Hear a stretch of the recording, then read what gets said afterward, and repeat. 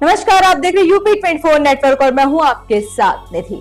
आप सभी दर्शकों का बहुत बहुत स्वागत है मेरे खास शो इतिहास के दर्पण में। आज मेरे साथ मौजूद है एक्स डीजीपी विजय कुमार जी, जिनसे आज हम जानेंगे अयोध्या के इतिहास के बारे में। तो चलिए शुरू करते हैं। सर, पहले तो आपको बहुत बहुत स्वागत है हमारे खास शो में।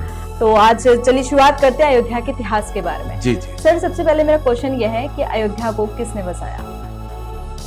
अयोध्या का इतिहास जानने के बहुत सारे स्रोत हैं। तो पहला स्रोत तो पौराणिक जो कथाएं हैं वो हैं। पौराणिक कथाओं में वंशावलियां दी हुई हैं, जो 18 पुराण हैं उनमें वंशावलियां दी हुई हैं, महाभारत में वंशावलियां दी हुई हैं। उसके अतिरिक्त जैन परंपरा में भी वंशावलियां दी हुई हैं। बौद्ध वंशावली उतनी विस्तार में नहीं दी गई है। तो हम सबसे पहले लेते हैं पौराणिक जो 18 पुराण हैं, उसमें जो राजाओं की जो सूची है उसको वंशावली कहते हैं। राजाओं की वंशावली विभिन्न जो स्थान के जो राजा हैं, सूर्यवंशी राजा हैं, चंद्रवंशी राजा हैं जी।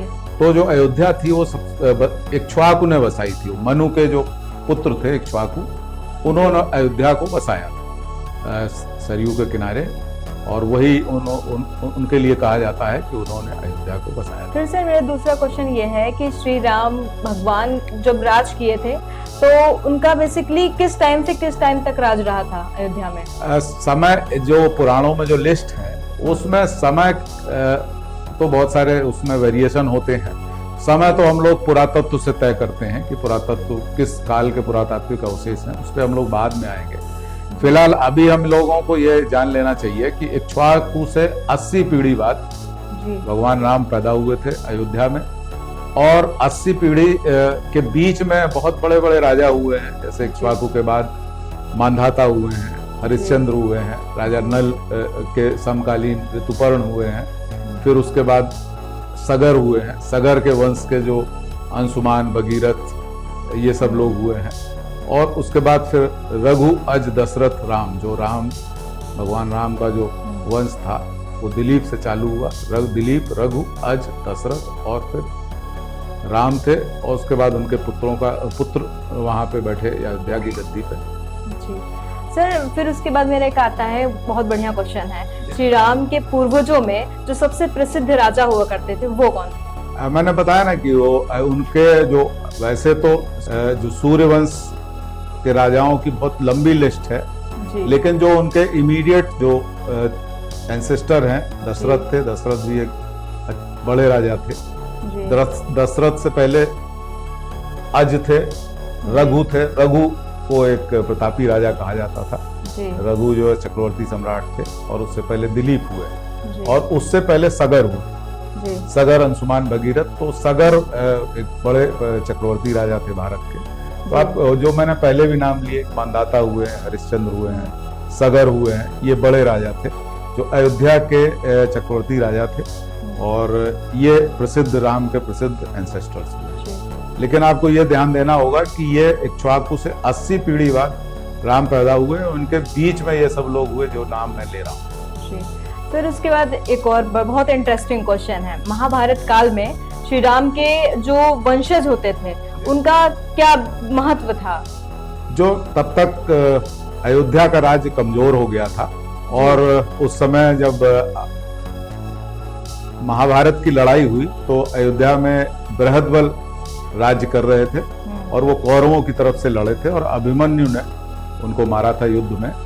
तो लेकिन वो राम से 49 पीढ़ी बाद पैदा हुए। राम से 49 पीढ़ी बाद बृहद्बल पैदा हुए, और वो अयोध्या के राजा थे, छोटे राजा थे, क्योंकि वो कौरवों के तरफ से लड़ रहे थे, और उन पांडवों की तरफ से अभिमन्यु ने उनको युद्ध में मारा। एक और क्वेश्चन है हमारा, बुद्ध के पुराणों में क्या बेसिकली जो है महत्व दिया गया है उसमें? बुद्ध को विष्णु का नवा अवतार माना जाता है, और पुराणों की वंशावली के हिसाब से बृहद्बल जो महाभारत के काल में जो अस्तित्व में थे, जो और उसी महाभारत की लड़ाई मारे गए थे, उनसे 26 पीढ़ी बाद बुद्ध का जन्म पुराणों के हिसाब से हुआ था।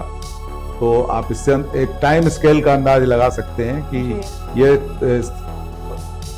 जो ये राजाओं के नाम है, फिर इसको हमको पुरातत्व से जोड़ना पड़ेगा कि किस काल में हम किस राजा को रख सकते हैं वो पुरातत्व से ही पता चल पाएगा। जो तीर्थंकर हम लोग आज की जनरेशन या पहले की पीढ़ियां भी नहीं जानती हैं कि तीर्थंकर होते क्या हैं। जी। तो बेसिकली आप मेरे दर्शकों को ये बताइए कि तीर्थंकर होते क्या हैं और कितने प्रकार के हैं तीर्थंकर। जी जी, जैन परंपरा में जो जैसे अवतार हिंदू धर्म में माना जाता है, उसी तरह से चूंकि उसमें देवत्व का भाव उनमें नहीं, वो तीर्थंकर माना जाता है। तीर्थंकर का मतलब है कि ऐसा व्यक्ति जो इतना पवित्र है कि जहां भी जाता है उसको तीर्थ के समकक्ष बना देता है। जी। तो उस तरह से 24 तीर्थंकर हैं जैन परंपरा में। आखिरी महावीर है जी। और जो महावीर के बाद फिर तीर्थंकर वो कोई नहीं होता है। लेकिन इन 24 तीर्थंकरों के अतिरिक्त बहुत सारे सलाहकार पुरुष हैं, महत्वपूर्ण व्यक्ति हैं, जिसमें से भगवान राम, भगवान कृष्ण का नाम भी आता है। उनको वो अरहत के श्रेणी में तो रखते हैं लेकिन तीर्थंकर की श्रेणी में नहीं रखते हैं। ऋषभनाथ जो थे उनका जन्म अयोध्या में हुआ था और ऋषभनाथ का टीला भी है, जो स्वर्गद्वार है जहाँ पे रामघाट बना हुआ है, उसके पीछे जो है ऋषभनाथ का टीला है। वहाँ पे ऋषभदेव जी का मंदिर भी बना हुआ है। और जो अन्य जो 5 तीर्थंकर हुए हैं इस क्षेत्र में, 5 जैसे पहले ऋषभनाथ हुए हैं, दूसरे अजितनाथ हुए हैं, तीसरे संभवनाथ हैं, वो श्रावस्ती के में पैदा हुए थे, लेकिन श्रावस्ती और अयोध्या को एक ही माना जाता था। फिर चौथे तीर्थंकर अभिनंदन नाथ अयोध्या में हुए हैं, सुमतिनाथ भी अयोध्या में हुए हैं और अनंतनाथ भी अयोध्या में हुए हैं। और 7वें जो धर्मनाथ थे वो रौनाही में उनका जन्म हुआ था। रौनाही अयोध्या से थोड़ा पहले पड़ता है।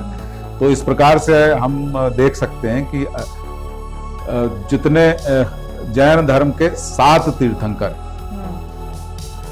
अयोध्या में पैदा हुए और इससे आप अंदाज लगा सकते हैं कि जैन धर्म में अयोध्या का कितना महत्व है। और इन्हीं से जो इतने महापुरुष जिनका मैंने अभी नाम लिया है, इनसे जुड़े हुए स्थान भी अयोध्या, श्रावस्ती और रौनाही में आपको दिखाई पड़ते हैं। तो हम कह सकते हैं कि जैन परंपरा भी अयोध्या के बारे में बहुत कुछ बताती है और वह भी अयोध्या का इतिहास जानने, जैन परंपरा भी अयोध्या का इतिहास जानने की उसका महत्वपूर्ण स्रोत है। सर, ये जो 24 तीर्थंकर हैं उसमें से आपने 7 के नाम गिनाए हैं। जी। तो ये क्या जो 7 के नाम है, अजितनाथ और ऋषभदेव, तो ये बेसिकली बहुत फेमस रहे ये 7 नाम या फिर वो 24 नहीं रहे? नहीं, मैं ये बता रहा हूँ कि जो पहले 5 तीर्थंकर हैं वो अयोध्या और आसपास के क्षेत्र में हुए हैं। जी। उससे ये पता चलता है कि जैन धर्म का जो जब शुरुआत हुई तो उसकी नींव इस क्षेत्र में ही पड़ी।